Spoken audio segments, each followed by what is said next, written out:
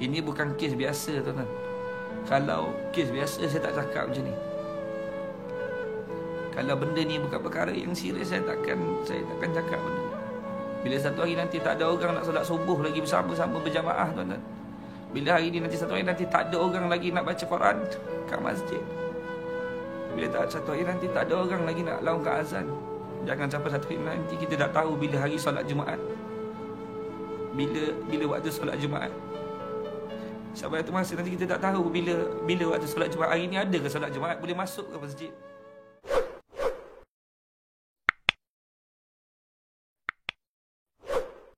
Bismillahirrahmanirrahim. Assalamualaikum warahmatullahi wabarakatuh. Dan salam sejahtera kepada semua pengguna di Malaysia.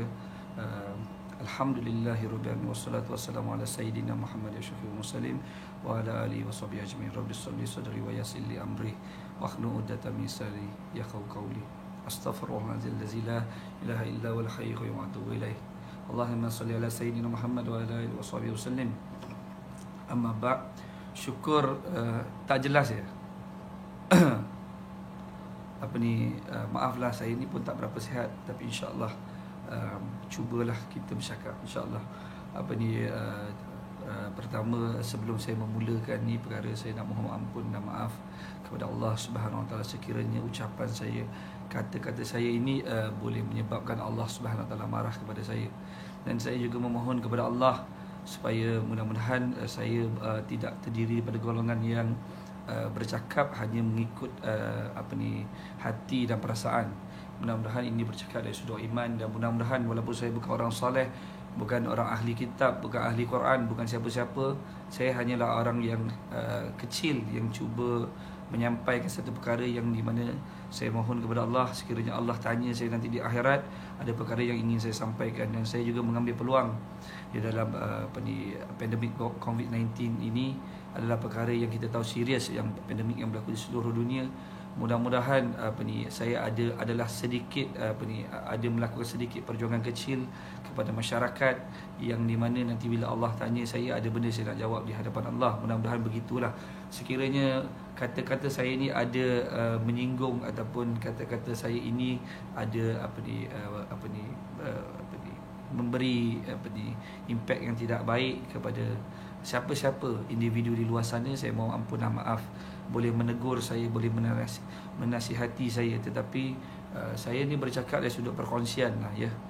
Dan saya nak ucapkan tahniah dan ribuan terima kasih, penghargaan yang besar kepada, khususnya kepada barisan-barisan frontliner, pakar-pakar doktor, Kementerian Kesihatan, Majlis Keselamatan Negara, pihak polis, tentera, dan juga nurse, jururawat dan sebagainya yang terlibat dalam mengatasi pandemik COVID-19 yang berada di negara kita hari ini, yang ramai orang panik. Tak dengar suara, tak dengar. Tak apalah kalau macam tu, saya tak payah pakai benda ni. Sekejap Okey, sekarang dengar tak? Dengar? Suara kurang, dengar tak? Ni pun tebal suara jelas. Jelas tak sekarang? Okey, jadi apa yang saya cuba sampaikan kepada semua yang di luar sana, sudah pasti saya tidak memilih untuk orang kata letakkan diri saya dalam ancaman ataupun dalam bahaya, kerana saya juga mempunyai keluarga, isteri dan anak-anak, dan mempunyai keluarga yang besar. Dan saya juga mempunyai rakan-rakan seperjuangan, sahabat-sahabat saya di luar sana ramai yang bersama-sama. Jadi saya melihat hari ini, yang pertama saya nak ucapkan tahniah lah, macam sebentar tadi, kepada Kerajaan Malaysia, Kementerian Kesihatan Malaysia, Majlis Keselamatan Negara, semua yang terlibat, abang-abang Grab Food, Panda, Grab Rider, apa sahaja yang ada di luar sana, yang hari ini bertungkul lumus bersama-sama untuk membantu rakyat Malaysia, tidak mengira kaum, yang punya 30 juta lebih pengguna di Malaysia hari ini yang panik.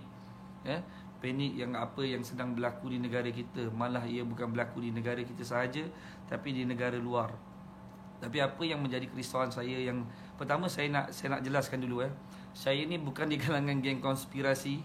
Semua kenali saya adalah aktivis pengguna biasa saja, yang buat kerja-kerja dakwah kecil, yang kadang-kadang kita ni hanya menyebuk sahaja cuba nak bantu orang-orang yang berada dalam keadaan kesusahan. Samalah seperti kami juga.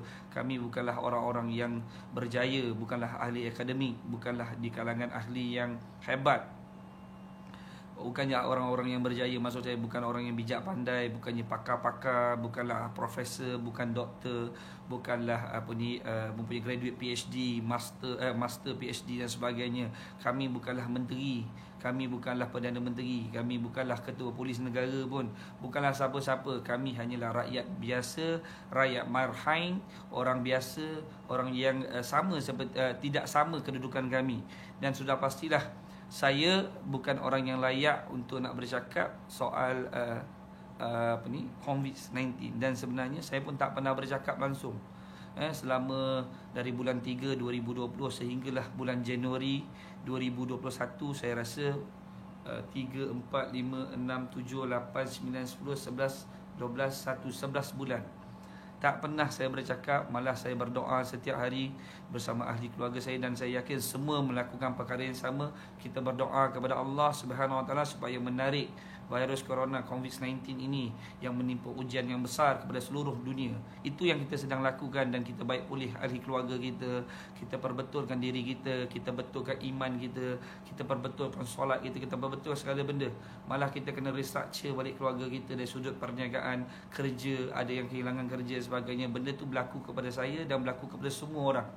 Semua orang sudah melalui kesusahan ini. Dan kenapa hari ini tiba-tiba saya muncul?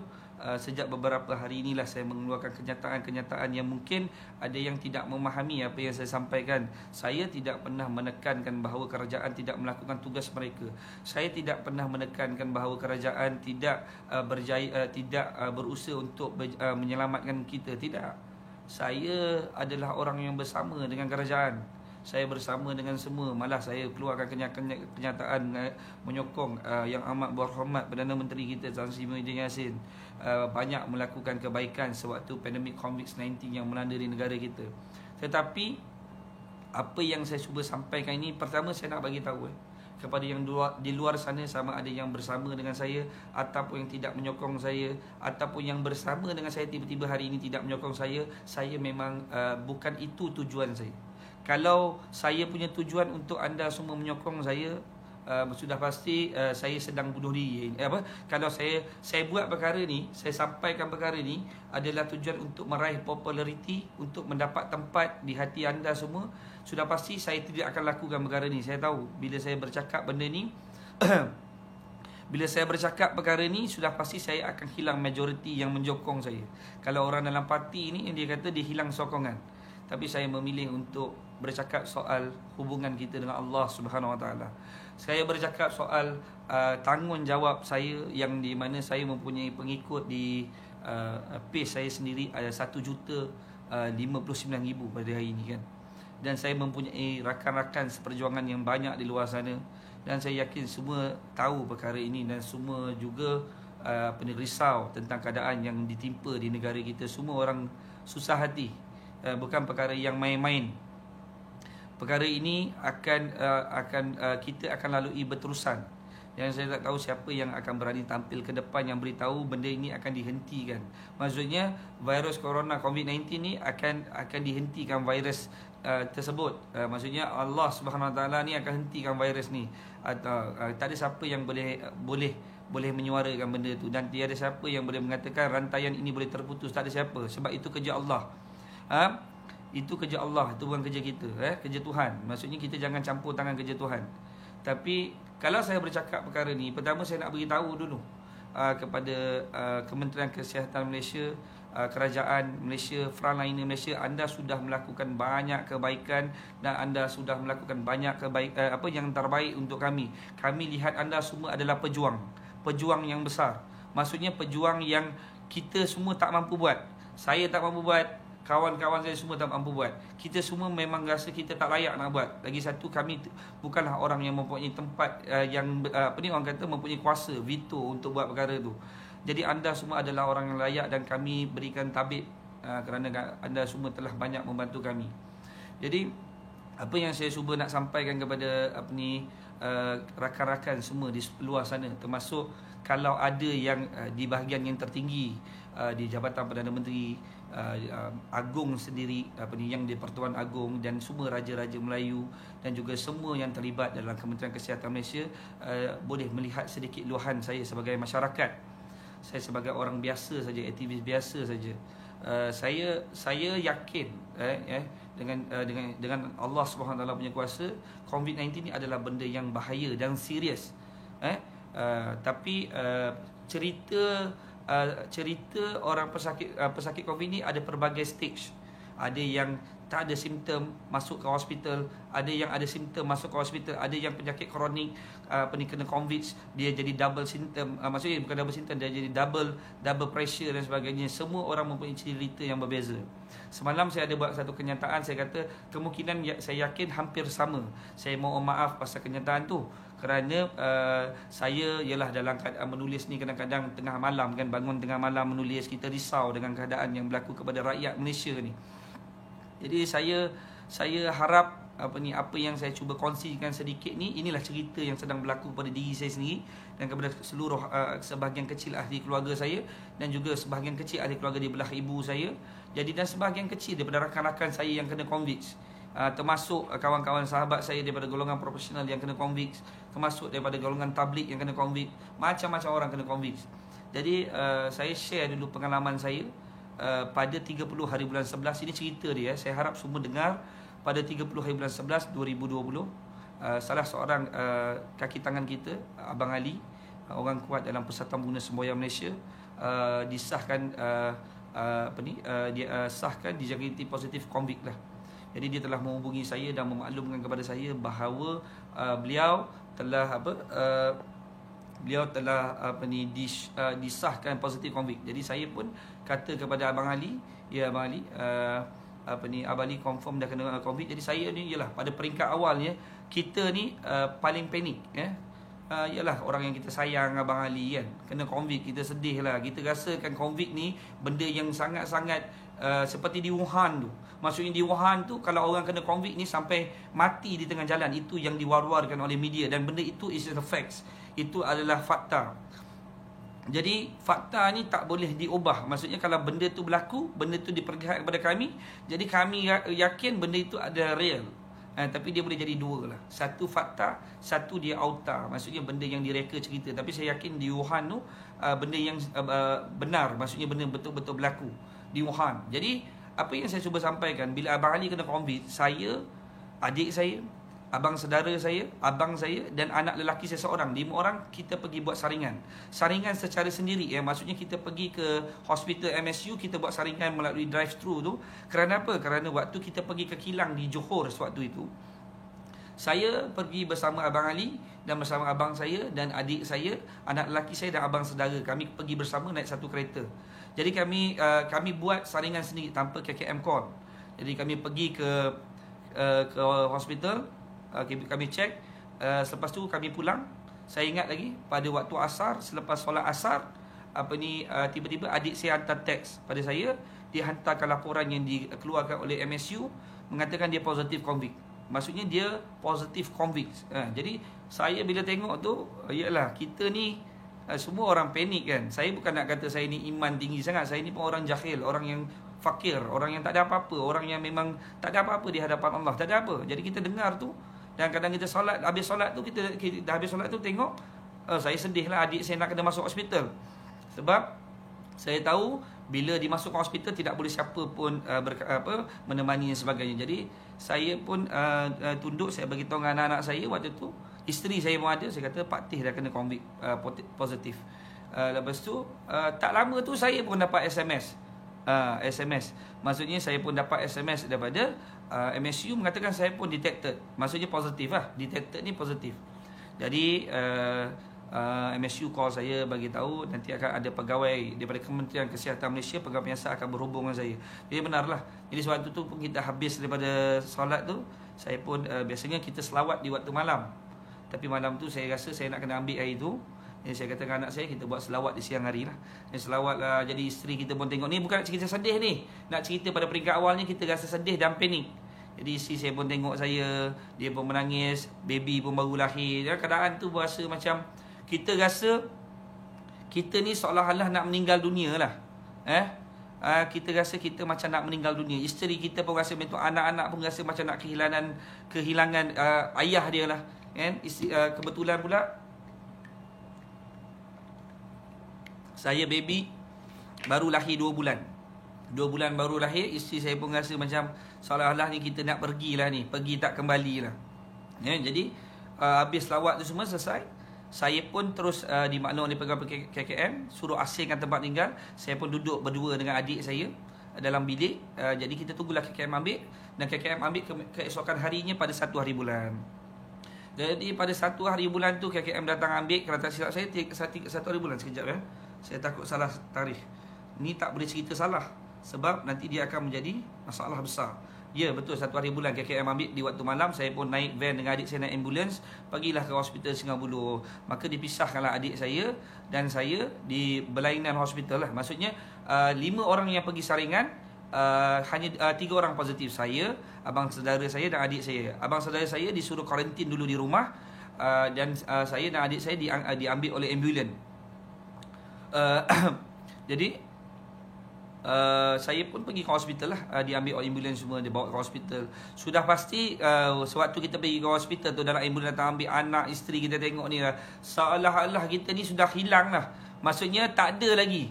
Maksudnya kita ni dah macam pergi ni macam kita rasa takkan kembali lah.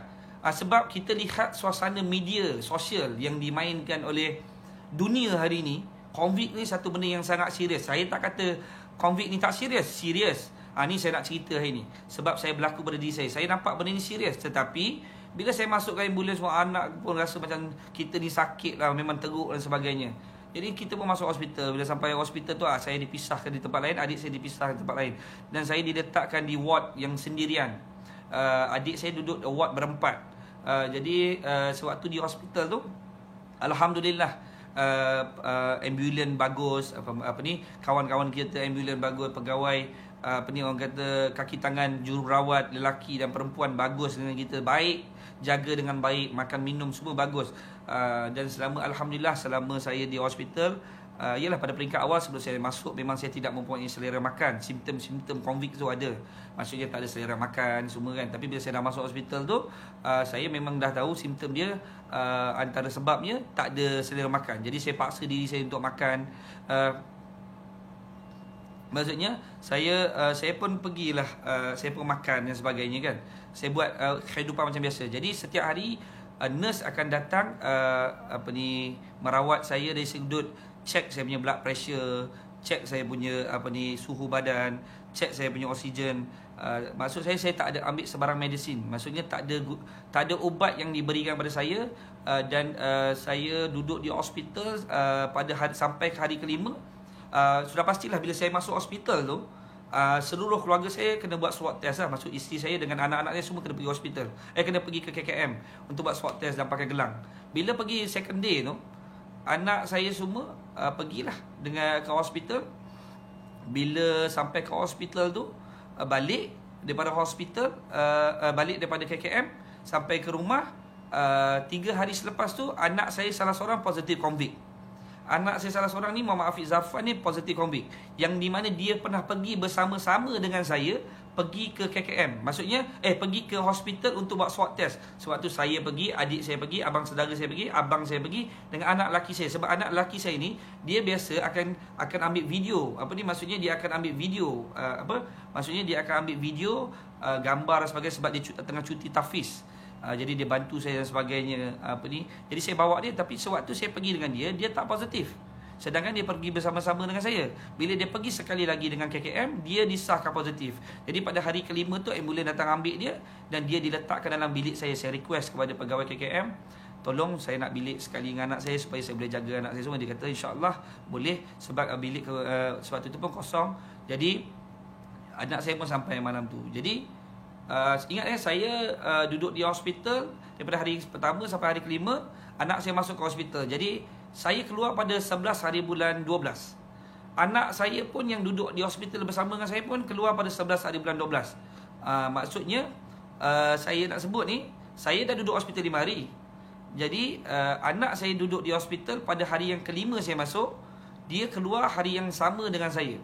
Jadi sudah pastilah saya mempunyai persoalan dan saya tanya kepada doktor dan nurse. Mereka telah jelaskan dengan jelas. Dia kata berpandu kepada swab test itulah hari bermulanya diorang punya SOP tu. Maksudnya 10 hari. Maksudnya swab test tu kalau ambil di hospital pada 1 hari bulan, saya akan keluar pada 11 hari bulan lah. Jadi anak saya tu pun sama. Jadi dia ambil swab test pada keesokan hari saya masuk hospital tu, dia dah pergi ambil swab test. Jadi pada hari tu bermaksud anak saya hanya perlu duduk di hospital selama 4 hari. Dia hanya perlu duduk di hospital selama 6 hari. 4 hari dia berada di luar. Okey. Maksudnya saya yang duduk 11 hari. Anak saya hanya duduk 6 hari kerana anak saya punya swab test tu dikira pada hari swab test yang pertama daripada kerajaan. Jadi kami pun bebas. Alhamdulillah dengan izin Allah, Allah telah keluarkan kita daripada hospital tu. Alhamdulillah saya ucapkan tahniah kepada doktor-doktor dan juga kepada pada jururawat dan kepada semua yang terlibat, termasuklah cleaner yang sering membersihkan bilik kami. Alhamdulillah, terima kasih banyak-banyak. Tidak ada perkara yang lebih membahagiakan kita melainkan kita mendapat orang kata kerjasama yang baik daripada semua frontliner. Jadi saya keluarlah pada 11 hari bulan. Bila saya keluar 11 hari bulan tu, rumah saya ni dikuarantin selama 18 hari. Daripada tarikh 1 hari bulan sehinggalah 18 hari bulan. Sebab kenapa ditambahkan 4 hari lagi, sepatutnya 14 hari? Kerana anak saya positif yang Muhammad Afiq Zarfan tu. Jadi 18 hari. Pada 18 hari bulan 12, tiba-tiba hari yang kami kena cabut gelang satu keluarga, kami nak keluar lah, nak pergi cabut gelang. Jadi anak-anak saya semua ni pun dah ready lah, nak pergi makan rumah, nak pergi makan dekat luar. Dah 18 hari duduk rumah, tak boleh keluar rumah. Pada 18 hari bulan tu, seorang pegawai KKM call, yang biasa berhubungan kami, yang jaga keluarga kami dengan baik, bagus semua. Memang saya tak boleh nafikan, Puan Mira tu memang baik sangat-sangat dan dia jaga family saya dengan baik. Pegawai daripada KKM. Dia pun telefon saya, dia beritahu, maaf tuan, anak tuan salah seorang Muhammad Aqib Al-Fatih disahkan positif COVID. Saya pun macam terkejut. Saya cakap hari ni kan hari patut saya kena bebas kuarantin. Saya kata rumah saya semua dah 18 hari dah kami orang kata duduk rumah, dan saya dah 11 hari duduk hospital. Jadi anak saya sah dia kata positif COVID.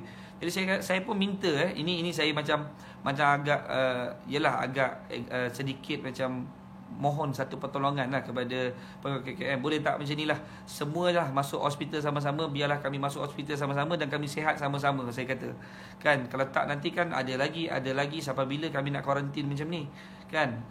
Lepas tu dia kata tak boleh, hanya Al-Fatih saja yang boleh dibawa ke hospital. Jadi saya kata boleh tak saya teman? Dia kata boleh, sebab saya bekas pesakit COVID.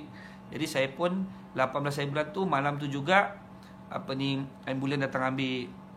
Jadi kalau kita tengok keadaan tu, saya rasa saya tidak ada lagi kesedihan lagi, sebab saya sudah melalui. Maksudnya saya dah melalui kesusahan tu sebelum ni. Saya ujian tu Allah dah bagi. Saya masuk kali kedua, saya pun bingung. Kenapa yang kali kedua ni masuk yang kena virus ni anak saya seorang je, sedangkan saya ada baby yang kecil waktu tu kan. Saya bukan nafikan benda ni. Maksud saya virus ni dia memang memilih kepada imun badan. Maksud saya kenapa dia tak kena kepada anak-anak saya yang kecil lagi? Uzmar, Umar, kakak dia Nurjana Rabiatul, Muhammad Taqi Mikail, adik dia. Dia orang ni sentiasa bersama-sama, main bersama, cium, selalu kalau lepas solat selalu cium dahi, peluk semualah. Tapi kenapa kena kepada abang dia Muhammad Al-Fatih yang umur 8 tahun tu? Saya pun macam agak bingung lah waktu tu. Tapi saya redha dengan ketentuan Allah. Saya pun teman dia masuk ke hospital. Saya duduk di hospital pada 18 hari bulan dan keluar pada tarikh 23 hari bulan. 18 hari bulan sampai 23 hari bulan, bermaksud berapa hari duduk di hospital? 18 hari bulan 12 hingga 23 hari bulan adalah 6 hari saja. Jadi saya mulalah buat kajian demi kajian. Saya pun keluar di hospital. Saya cakap kenapa? Sebab saya nak cerita sewaktu di dalam hospital,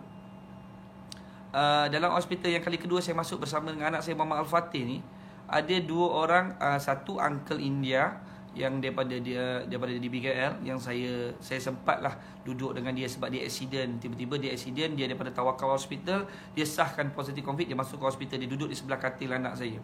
Jadi alhamdulillah kami duduk dengan uncle tu. Dia ialah orang yang sakit COVID ni tidak boleh ditemani oleh siapa-siapa, ahli keluarga. Tapi uncle tu dah umur, saya ingat dekat 60 tahun. Saya rasa, saya tak pastilah, 60 tahun lebih kurang macam tu lah. Jadi kita dapatlah berbual, kita duduk dengan dia, kita lihat uncle tu pun memang, dia macam Nangislah juga kadang-kadang melihat keadaan. Dia kata dia tak boleh jumpa anak dia. Anak dia 2 orang, seorang lawyer, seorang engineer tak silap saya. Tak boleh jumpa isteri. Jadi kalau dia nak jumpa, dia tak boleh berjumpa. Jadi tak ada siapa jaga dia, mandi sini apa semua ni. Tapi uncle tu alhamdulillah dia boleh berjalan dengan baik. Walaupun dia accident, dia boleh berjalan dengan baik.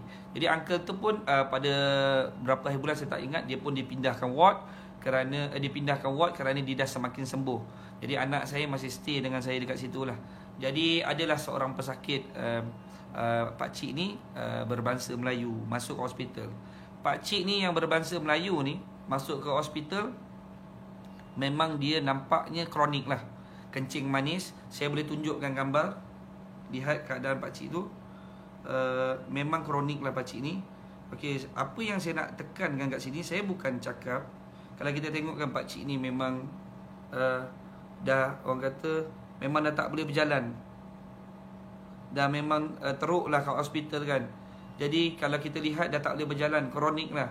Saya tak nafikan pihak hospital, doktor-doktor, nurse jaga pakcik ni dengan baik. Setiap waktu datang, tengok, cek pakcik ni semua. Tapi yang saya cuba nak tanya, semua orang tahu pesakit COVID ni dia bukannya pesakit biasa. Dia dilayan bukan macam pesakit biasa. Maksudnya, kalaulah katakan dia nak hantar makanan, contoh ini makanan dia tak boleh langsung ada sentuhan. Maksudnya daripada jarak yang jauh dia letak di sini, maka pakcik itulah yang kena datang bangun sendiri nak kena ambil makanan tu di luar. Okey, macam mana dengan pesakit-pesakit macam pakcik ni yang memang tak boleh bergerak, kaki dia memang kronik, memang tak boleh berjaya, tidak boleh berjalan. Yang memang tak sihat.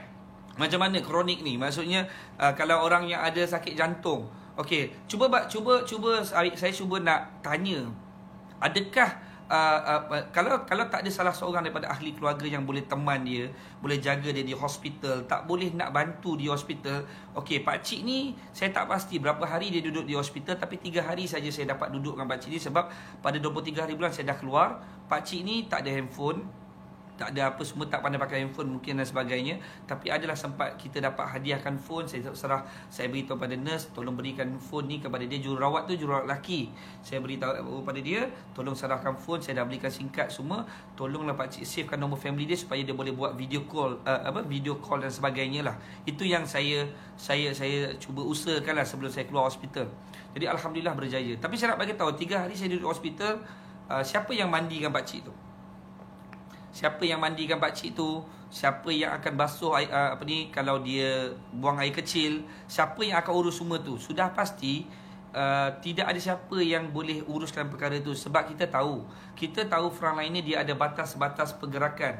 Batas-batas pergerakan yang di mana dia tak boleh nak bersentuhan, dia tak boleh nak bawa pakcik tu ke dalam toilet untuk mandi, tak boleh nak uruskan semua benda. Maka dia, yang macam kita masuk hospital biasa.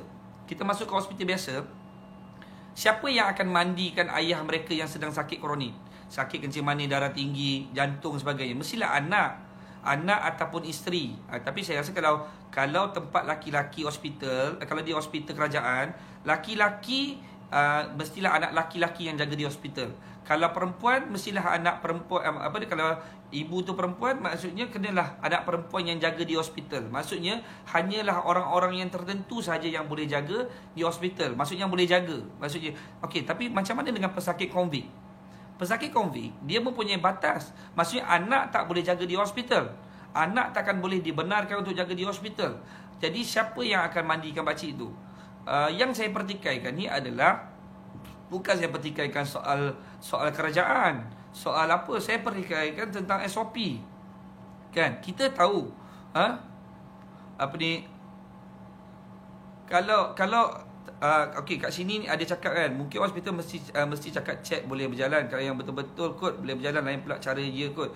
Dia macam ni, kalau tuan-tuan nampak betul, saya ni dah masuk hospital, walaupun saya ni bukannya yang bahagian kronik, maksudnya convicts ni, dia macam ni tau. Kalau contohnya ini air, ni air, nak hantar air, dia akan letakkan air ni di luar. Okey, di luar. Jadi pesakit kena jalan untuk keluar, ambil sendiri, tak boleh bersentuhan. Maksudnya, okey, bagaimana dengan pesakit yang tak boleh berjalan, saya cakap ni? yang tak boleh berjalan, yang memang dah memang kronik lah, memang sakit. Tiba-tiba dia positif convict. Jadi ni yang saya cuba nak sampaikan. Sebab saya rasa SOP perlu lihat benda ni. Sebab saya takut orang yang masuk, orang yang kena convict ni, dah lah dia sakit, dia ada sakit kronik, sakit kencing manis, sakit di darah tinggi, dia ada sakit jantung sebagainya. Lepas tu suami tak boleh uruskan dekat hospital. Lepas tu isteri tak boleh nak uruskan kat hospital, anak tak dibenarkan urus. Jadi akhirnya apa telah terjadi? Boleh jadi kemungkinan besar memanglah dia meninggal dunia sebab convict. Tapi keadaan tu yang saya lihat, takkanlah anak dia tak boleh nak jaga di hospital. Tu yang saya jadi macam Allahu Akbar. Saya jadi susah hati sebab saya tak tahu, mungkin ada orang yang mungkin ada yang kata saya nak mengeruhkan keadaan. Buat apa saya nak bunuh diri? Saya takkan bunuh diri untuk saya buat satu perkara yang sebenarnya memberi ancaman pada saya. Saya tidak akan mengeruhkan keadaan untuk melihat hari ini kerajaan kita jatuh. Saya tidak akan mengeruhkan keadaan. Yang saya risau kerana hari ini adalah masyarakat. Masyarakat kita ni macam mana? Okey, dengar saya dah keluar hospital 23 hari bulan. Bila saya keluar hospital 23 hari bulan 12, saya dah keluar hospital. Saya dah balik ke rumah. Alhamdulillah, rumah saya setelah swab test yang kali keempat, tak silap saya, rumah saya bebas negatif. Maksudnya dah tak di kuarantin. Saya yang menjadi persoalan ni, siapa yang boleh beritahu dengan saya, PCR ke, saya tak ingat. PCR, tak silap saya, sekejap PCR, sekejap, saya ada save. Saya sekejap saya ada ni. Siapa yang boleh beritahu dengan saya RPT PCR ni adalah benda yang betul-betul boleh detect sebagai pesakit COVID. Maksudnya dekat sini persoalan saya, sebab ada yang tak ada simptom pun masuk hospital. Maksudnya yang bukan betul, kita boleh yakin ke bahawa PCR test tu, RPT PCR ni adalah betul-betul boleh detect adalah COVID. Sedangkan orang yang buat ni, yang buat RPT PCR ni pun, sebelum dia selepas dia buat tu, dia meninggal dunia selepas 4 hari. Boleh cek fakta ni. Dan dengan siapa kita rujuk bahawa RPT PCR ni boleh dipakai? Itu yang pertama. Dan berlaku di Jerman, ada seorang turis, dia daripada Jerman. Di Jerman, sebelum dia nak terbang, dia buat swab test, dia negatif. Dia negatif. Tapi bila dia masuk ke bila dia pergi ke Portugal, bila dia pergi ke Portugal, dia disahkan positif. Bila dia disahkan positif, dia rasa tak berpuas hati. Bukan dia melanggar SOP ataupun melanggar kerajaan untuk benda-benda, tak. Dia lawan di mahkamah dan dia telah menang. Dan ini ada test, ini ada fakta ni. Maksudnya dia telah menang kes dan mengatakan RT-PCR ni mengatakan tak boleh dijelaskan secara jelas bahawa dia boleh detect COVID. Saya duk risau satu perkara. Yang kita jadi risau ni hari ni, keadaan negara kita hari ni. Saya rasa takkan kita nak berterusan hidup dalam keadaan yang begini. Maksudnya saya pasti COVID-19 ni benda yang sangat serius. Kan? Sangat serius. Jadi, tapi berbeza dengan seorang sahabat saya yang kena di Turki. Dia kena di Turki. Sahabat saya ni Maulana, Tuan Guru Maulana Helmi. Dia terbang pergi ke Turki. Bila dia sampai ke Turki, dia disahkan positif COVID. Dia dirawat di dalam dalam sebuah rumah. Dan dia diberikan berapa ubat. Saya dia kena makan satu hari 3 ke 6 biji ubat. Makan yang lebih kurang macam Panadol punya ubat tu, Etifast tu lebih kurang dia kata. Tapi tak tahu apa yang ubat yang dia pakai tu. Jadi dia dirawat. Dan dia lihat keadaan dia berlaku di Turki. Orang hidup seperti biasa. Maksudnya orang boleh pergi masjid, cuma kena jaga jarak. Orang boleh pergi ke shopping mall, cuma kena jaga jarak. Orang di sana boleh hidup seperti biasa. Sekolah saya tak pasti, saya tak dapat dengan jelas. Maksud saya hari ini yang saya jadi macam susah hati dan keadaan di negara kita. Kita tahu beberapa pada November, laporan di dalam Sinar Harian last pada November, kematian berlaku orang bunuh diri 266 orang bunuh diri disebabkan takut tekanan tentang COVID-19 ni. Yang kedua pula, ada orang cubaan nak bunuh diri, berjaya diselamatkan 400 lebih. Saya lihat hari ini pengangguran akan semakin meningkat. Maksudnya pengangguran akan semakin meningkat. Maksud saya pengangguran ni akan semakin meningkat di negara kita. Dan saya pasti COVID ni Allahualam. Saya tak tahu, ini orang pakar yang boleh jawab.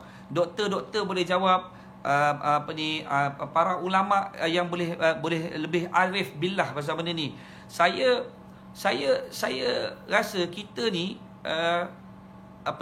diancam dalam keadaan yang kita sekarang ni sedang takut. Saya pun panik, semua orang panik ni, semua orang panik. Apa yang sedang kita nak buat sekarang ni pun tak tahu.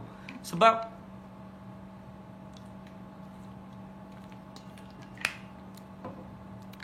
apakah mekanisme yang terbaik untuk kita? Saya tak nampak bahawa kita boleh memutuskan rantaian COVID ni. Dan kalau ada, persoalan saya, siapa yang boleh buktikan benda ni? Tak ada. Maksudnya, saya nampak orang yang meninggal dunia sebab COVID, pertama dia memang antara sebab besarnya dia memang mempunyai penyakit kronik. Dan kita boleh rujuk dengan mana-mana bekas pesakit kronik yang saya rasa kesian. Sebab apa? Kadang-kadang mereka dikebumikan dalam keadaan yang amat menyedihkan. Sebab apa? Tak boleh bersentuhan, ahli keluarga tak boleh nak datang, boleh datang tapi boleh tengok dari jarak yang jauh dan sebagainya. Saya faham benda tu semua. Memang sebab kita kita ada batas. Maksudnya hari ini kita faham kerajaan telah buat yang terbaik. Tapi apakah benda yang kita boleh cari kaedah? Dan saya mintalah kepada pakar-pakar doktor yang lebih hebat, ilmuwan. Saya ni kalau bercakap, nanti ada orang cakap saya ni pakar doktor ke? Saya ni orang yang bijak pandai ke? Saya ni menteri ke? Saya ke apa ke? Dan saya tahu, saya memang tak layak untuk nak cakap pasal benda ni. Memang akan ada orang mengatakan apa benda yang Yusof Hazmi nak sampaikan ni. Tapi ini tanggungjawab tuan-tuan. Kan? Ini tanggungjawab saya. Saya pilih untuk bercakap benda ni. Saya worry benda yang akan bakal berlaku di negara kita. Yang apa yang saya fikir, walaupun saya tak boleh buat benda yang besar, saya tak boleh buat kerja macam menteri-menteri buat, sebab mereka mempunyai kuasa dan kedudukan dan mereka orang yang layak. Saya tak boleh buat kerja macam para ulama buat, saya tak boleh buat. Saya takkan boleh buat, saya tak mampu nak buat kerja para ulama. Mereka mempunyai ilmu yang tinggi, kitab yang tinggi dalam diri mereka, hadis yang banyak dalam diri mereka. Tapi saya juga mempunyai pengikut, kan? Saya mempunyai pengikut tersendiri. Saya akan dipertanggungjawab depan Allah. Allah akan tanya dengan saya apa yang saya sedang buat. Dan saya sedih sebab saya lihat masjid tak boleh buka, kan? Tak boleh buka. Dan kenapa kita tak boleh buka masjid? Kita boleh buka masjid dan jaga penjarakan sosial, solat macam biasa. Sebab saya nampak virus corona ni dia akan kena kepada siapa yang dia nak kena, kan? Sebab virus corona ni dia tak pilih orang. Kalau dia nak Yusof Hazmi, dia bagi Yusof Hazmi. Kalau dia nak saya meninggal dunia, memang Allah izinkan saya meninggal dunia. Saya duk fikir, tak, saya faham Siti Rabiah tu ada oyah cakap katakan kalau tak faham cakap apa saya tak faham. Habis tu cakap agak kami pun tak faham apa masuk bro. Macam ni, saya duk fikir sekarang ni, sampai bila kita nak hidup berterusan begini?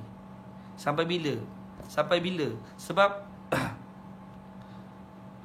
sampai bila kita nak berterusan hidup macam ni? Contohnya baru-baru ni ibu mentua saya tak ingat baru-baru ni ke atau sebulan yang lepas, ibu mentua saya dia memang kebiasaannya dia sesak nafas. Sesak nafas ni sebab dia ada masalah jantung. Ibu mentua saya stroke, kan? Memang sakit lah, memang sakit selalu.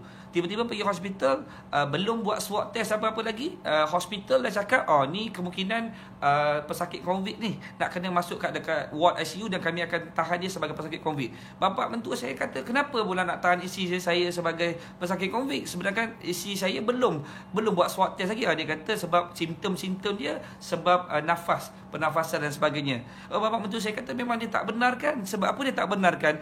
Sebab dia lebih tahu isteri dia nak jaga macam mana. Maksudnya isteri dia tu dia lebih tahu nak jaga, kan? Saya pasti doktor dan jururawat lebih pakar untuk jaga pesakit. Tapi seorang suami dia lebih kenal isteri dia, waktu bila nak suapkan makan, waktu bila nak mandikan dia, waktu bila nak cucikan najis dia, waktu bila nak cuci, waktu bila nak ambil macam mana nak bantu dia nak ambil wuduk dan sebagainya. Dia lebih tahu tentang isteri dia. Jadi bapa mentua saya kata dia tak nak. Dia kata dia tak nak. Dia kata boleh kalau tuan tak nak, tapi tuan kena sign satu surat. Surat ni mengatakan kami nak bawa masuk ke ward, tapi tuan yang tak benarkan, tapi kena sound. Kalau apa-apa terjadi kepada isteri puan, jangan salahkan kami. Bapa mentua saya sign di hospital kerajaan di saya tak boleh sebutlah, nanti merosakkan nama hospital. Jadi bapa mentua saya sign. Sebab kenapa bapa mentua saya takut? Sebab bapa mentua saya tahu kalau masuk hospital sebagai pesakit COVID, dia tak boleh teman. Siapa yang jaga makan minum dia dekat hospital? Siapa yang akan mandikan dia dekat hospital? Siapa yang akan jaga segala benda, pakaian dia, tukar baju dan sebagainya? Siapa yang nak jaga? Sekarang ni bukan saja sebab semua orang tahu kalau pesakit COVID ni akan dimasukkan kepada semua hospital yang di bawah Kementerian Kesihatan Kerajaan Malaysia, macam Sungai Buloh, Hospital HKL, di hospital tertentu yang memang bukannya boleh masuk hospital swasta macam KPJ Hospital ke Gleneagle, tak boleh. Dia kena masuk hospital-hospital yang memang ada kerajaan tetapkan, dan kita kena follow SOP. Saya kesian melihat keadaan hari ni, frontliner. Hari ni kita dah tengok beberapa hari ni polis dah mula bergerak, doktor-doktor dah mula bekerja berlebihan masa, jururawat, semua orang sedang bertungkus lumus. Saya termasuk dalam kabinet, tak tahu apa dah jadi, macam-macam lagi. Sekarang ni siapa yang kita ikut sebenarnya? Saya pun tak tahu apa yang kita sedang follow. Kita ikut siapa? Saya tak tahu apa yang telah terjadi hari ini di negara kita. Sebab ni negara kita kan. Cubalah kita fikirkan kaedah yang terbaik. Sebab mungkin orang kata saya ni bukan doktor. Saya tahu saya bukan doktor kan. Tapi tuan, demi ummah, Muhammad Fadli Isa, saya bukan nak keruhkan keadaan. Saya nak bantu. Saya nak bantu semua orang. Saya nak bantu diri saya. Saya tak nak nanti depan Allah nanti saya ditanya pasal Allah ni. Allah akan tanya ni benda ni. Sebab ini bukan main-main lah. Ini bukan nak cari populariti. Saya buat macam ni, saya tahu saya akan dihentam, dikecam, saya akan ni, dan tak ada benda yang sebelum-sebelum ni saya buat akan disokong. Tapi ni hari ni saya lihat hari ni apa telah terjadi. Masjid kena tutup. Masjid ada had batas dia untuk 40 orang jemaah solat Jumaat dalam ahli karyah masjid. Ada masjid yang boleh 500 orang. Saya faham kiblat kita Baitullah, kiblat kita Baitul dekat Kaabah dan sebagainya di Masjidil Haram. Tapi hari ini saya tak tahu, kita ni macam kapal terbang. Kapal terbang ni kalau pilot kata ke kanan, kita ikut ke kanan. Kalau pilot kata ke kiri, kita ikut ke kiri. Jadi saya minta kepada kerajaan, tolong bantu kami. Bantu kami semua. Saya merayu. Yang pertama saya merayu pada Allah. Ya Allah, saya dah sampaikan sedikit apa yang saya boleh sampaikan. Sebab kalau PKP ni berlaku, saya rasa banyak orang kehilangan kerja, banyak orang kehilangan pendapatan, lebih ramai orang yang bercerai. Saya tak tahu apa benda yang sedang berlaku dan apa yang sedang nak sampai. Tapi saya yakin, bagi yang mempunyai isyarah-isyarah, sampaikanlah kepada siapa-siapa. Bagi yang mengetahui, buatlah perkara-perkara yang terbaik dalam hidup hari ini. Tapi kita sekarang ni minta kepada Allah je. Semoga Allah membantu kita semua. Saya minta kepada pakar-pakar doktor, tolonglah bercakap, profesor-profesor, sama ada yang berada di dalam kerajaan ataupun yang berada di luar, tolonglah menyuarakan, buatlah video sebanyak mana kepada cyber trooper yang hebat-hebat di luar sana, adik-adik, siapa-siapa yang pandai dalam media, carilah fakta dan sampaikan kepada apa yang patut kita sampaikan. Sebenarnya saya rasa kerajaan hari ini tersepit. Kita tahu kerajaan hari ini sedang dalam keadaan yang memang kesian pada mereka. Jadi kita mohon kepada yang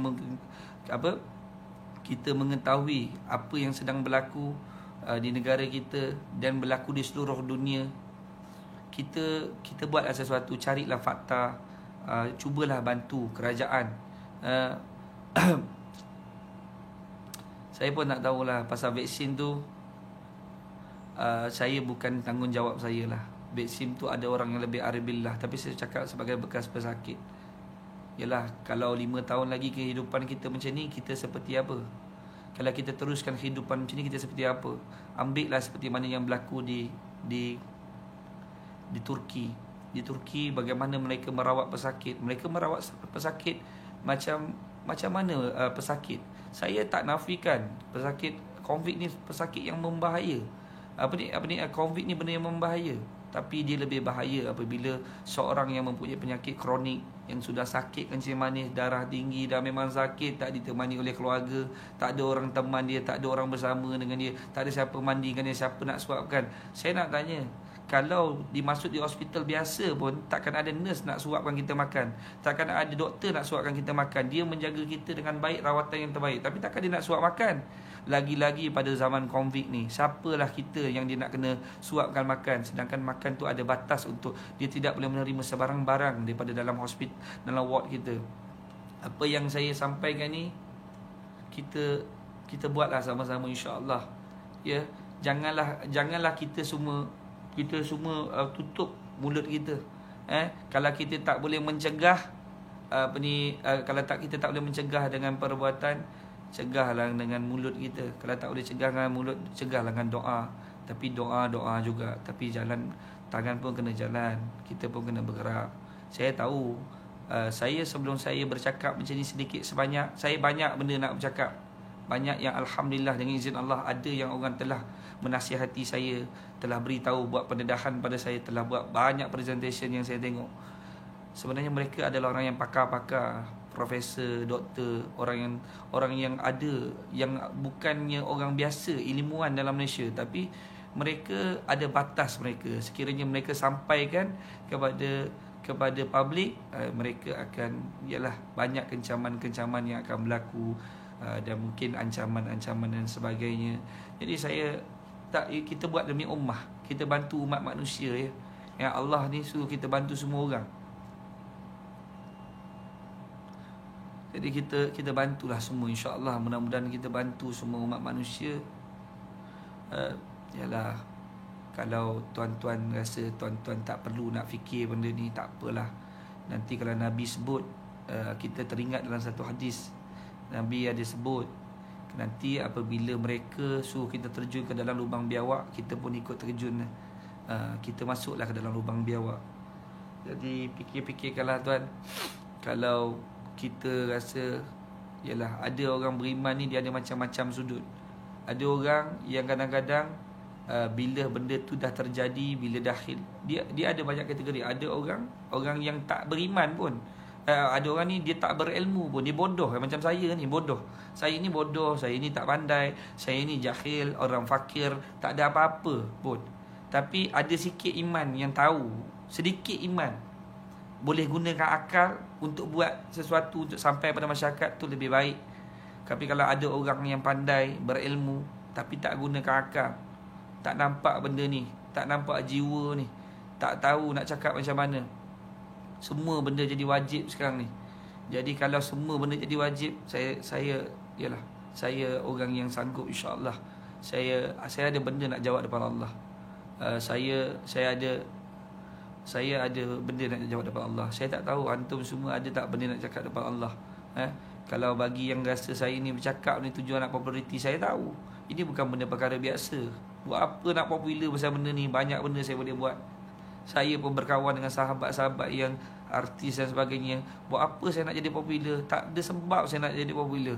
Ini saya bercakap ni memang saya jadi ancaman yang besar. Jadi buat apa saya nak bercakap benda-benda macam ni? Tak ada masa saya nak bercakap macam ni. Tapi tuan-tuan, sebab saya sayangkan tuan-tuan, saya sayangkan semua umat manusia, saya sayangkan Nabi saya, saya sayangkan Rasulullah. Saya tak nak nanti Rasulullah tanya saya apa saya buat nanti di waktu ini, apa yang sedang saya lakukan. Saya tak nak nanti Allah tanya dengan saya apa saya buat depan pengikut saya 1 juta lebih ni. Dahlah saya ni jahat tuan-tuan. Saya ni banyak dosa, saya ni banyak benda yang saya buat dalam hidup. Tapi takkan saya nak lihat orang Islam kita mati, tuan-tuan. Allah akan tanya kita semua, tuan. Takkan tuan-tuan nak tengok orang manusia dizalimi, tuan-tuan. Ini bukan kes biasa, tuan-tuan. Kalau kes biasa saya tak cakap macam ni. Kalau benda ni bukan perkara yang serius, saya takkan cakap benda ni. Saya banyak uruskan kes-kes kes-kes judi, kes-kes alung dan sebagainya. Banyak kes saya buat. Kenapa saya nak sibuk pergi buat kes yang lebih berat, jauh lebih berat macam ni? Ini bukan tugas saya. Ini tugas menteri. Ini tugas orang yang lebih layak, ilmuwan, pakar agama. ulama-ulama yang besar kat Malaysia yang mempunyai kedudukan, menteri-menteri agama semua, bukan tanggungjawab saya. Tapi Allah akan tanya kita, tuan-tuan. Bila satu hari nanti tak ada orang nak solat subuh lagi bersama-sama berjamaah, tuan-tuan. Bila hari ni nanti satu hari nanti tak ada orang lagi nak baca Quran kat masjid. Bila satu hari nanti tak ada orang lagi nak laungkan azan. Jangan sampai satu hari nanti kita tak tahu bila hari solat Jumaat. Bila waktu solat Jumaat. Sampai tu masa nanti kita tak tahu bila waktu solat Jumaat. Hari ni ada ke solat Jumaat? Boleh masuk ke masjid? Sampai tu masa nanti kita tanya dengan dia, hari ni solat Jumaat ke? Tak tahu pula. Boleh masuk masjid ke? Sebab tu kita dah tak kenal masjid, tuan-tuan. Tolong doa dengan saya. Dan saya juga minta kepada tuan-tuan, mari kita balik kepada Quran. Kita balik kepada Quran. Balik kepada apa sirah-sirah Nabi. Rujuk dengan para ilmuwan. Pergi duduk dengan orang-orang saleh. Dekati dengan para habaib. Dekati dengan orang-orang saleh. Jangan kita lagi berjauhan, tuan-tuan. Mulakan dekat rumah sekarang ni Al-Quran. Mulakan solat berjemaah bersama isteri, anak-anak. Tarbiyahlah anak-anak kamu semua. Tarbiyahlah diri kita. Jangan sampai Allah Subhanahu Wa Taala, Allah Taala tanya kita, tak ada benda kita nak jawab depan Allah. Saya orang yang jahil, tak pandai baca Quran, pandai sikit-sikit. Saya bukan orang yang pandai dalam hadis. Saya tak pandai apa-apa pun. Tapi saya ada sedikit yang saya boleh gunakan dalam diri saya. Sifat kasih sayang. Sifat kasih sayang yang saya nak kita sama-sama, tuan-tuan, insya-Allah. Mudah-mudahan. Saya duduk hospital 11 hari. Saya bersama anak lelaki saya yang umur 14 tahun. Saya duduk hospital yang kedua bersama anak saya 6 hari. 11 hari campur 6 hari, 17 hari, tuan-tuan. Memang tak lama 17 hari ni, tapi 17 hari ni dalam sehari, tuan-tuan, kita ada 17 rakaat. Kita ada 5 waktu salat. Fahamilah apa saya katakan. Kali pertama saya duduk 11 hari, kali kedua saya duduk 6 hari. 11 campur 6 hari, 17 hari. Dalam sehari kita ada 17 rakaat. Mari kita sama-sama jaga salat kita. Mudah-mudahan Allah SWT bersama kita, insya-Allah. Mari kita selamatkan umat Rasulullah. Mari kita selamatkan kawan-kawan kita yang belum peluk Islam. Mari kita balik kepada pangkal jalan. Mari kita mulakan dengan salat berjemaah di rumah. Mari kita hidupkan Quran, kita hidupkan roh kita. InsyaAllah, mudah-mudahan itu saja sedikit. Saya akan sambung sekiranya ada kesempatan, sekiranya Allah beri peluang. Sekiranya Allah beri peluang. Tuan-tuan, konflik ni berita Allah pada kita. Yang ingat-ingatlah. Yang masih beringat-ingatlah. Tapi kita juga jangan jadi seperti apa yang Nabi sebut. Kalau nanti mereka suruh kita terjun ke lubang biawak, kita pun ikut terjun. InsyaAllah, mudah-mudahan dah masuk maghrib, Allah Subhanahu Wa Taala mudahkan urusan kita. Saya doakan kepada diri saya sendiri, kepada semua ahli keluarga saya, kepada semua orang bersama saya, mudah-mudahan Allah rahmati hidup kita, Allah berkati hidup kita, Allah berikan kebaikan dalam hidup kita. Mudah-mudahan Allah tak pernah tinggalkan kita. Mudah-mudahan Allah buka cahaya hidayah bagi kita. Allah berikan kita semua hidayah, taufik hidayah. Mudah-mudahan kita dapat balik kembali kepada Allah. Jangan sampai satu hari nanti kita tak tahu waktu solat kita kat mana. Kita tak tahulah mana kiblat kita. InsyaAllah, tuan-tuan. Allahumma inna nas'aluka salamata fid din wa afiyatan fil jasad wa ziyadatan fil ilmi wa barakatan fil rizqi wa taubatan qabla ma wa rahmatan innama. Allahumma habib ilaina fis sakarati wa jannata minan nar wa rafa'an. Allahumma hinni ala zikrika wa syukrika asna ibadatik. Rabbana zalamna anfusana wa illam taghfir lana wa tarhamna lanakunanna minal khasirin. Rabbana hab lana min azwajina wa dhurriyyatina qurrata a'yun waj'alna lil muttaqina imama. Allahumma fil lana dhunubana wa li walidayya warhamhuma kama rabbawna shighara. Allahumma tinnana bi husni khatimah ولا تأتي علينا بسوء خاتمة. ربنا لا تزغ قلوبنا بعد إذ هديتنا وهب لنا لدنك رحمة إنك أنت الوهاب. ربنا آتنا في الدنيا حسنة وفي الآخرة حسنة وقنا عذاب النار. وصلى الله على سيدنا محمد وعلى آله وصحبه وسلم. سبحان ربك عزة عما يصفون وسلام على المرسلين alhamdulillahi rabbil alamin. Jom kita selamatkan umat Rasulullah. Sama-sama kita selamatkan semua umat Rasulullah. Selamatkan umat Rasulullah. Assalamualaikum. Ingat, lihat pada yang ramai. Ramai lihat pada yang satu. Perkukuhkan saf kita, jaga jemaah kita, InsyaAllah. Jangan lagi bermusuh-musuh. Jangan lagi buka aib-aib sesama Islam. Jangan lagi kita menjatuhkan imej seorang Islam. Mari kita berpegang pada tali Allah. Allah takkan tinggalkan kita. Hasbunallah wa ni'mal wakil. InsyaAllah. Assalamualaikum.